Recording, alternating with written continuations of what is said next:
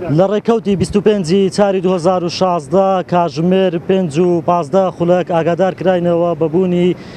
رووداوێکی هاتووچۆ دیارە ئۆتۆمبێلێکی جۆری تەکسی کڕۆڵا لە سۆرانەوە بەڕێکەوتۆ بەرەو چۆمان کەوتۆتە نێو رووباری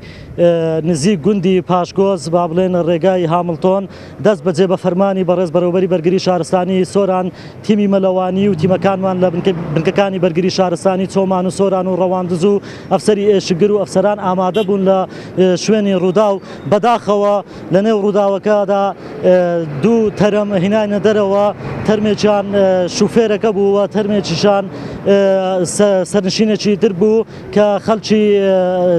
خەڵکی ناحیەی خەلیفان بوو و بە هەمان شێوە زامدارێکیان توانیان تیمەکانمان لەگەڵ هاوڵاتیانی ناوچەکە توانیان زامدارێک بە ڕزگارکراوی سەرنشینێک بە ڕزگارکراوی کە زامدار بوو ڕزگاری بکەن و ڕەوانەی نەخۆشخانەی گشتی چۆمان کرا و ئێستاش تەرمێک لە نێو رووبار ماوتەوە کە خەڵکی چۆمانە و تیمەکانمان لە مەلەوانی و لە بەرگری شارستانی لە گەڕان و پشکنیندان و سەرقاڵن بۆ ئەوەی تەرمێکە بدۆزنەوە و ڕەوانەی تەسلیمی کەسوکاری بکرێتەوە.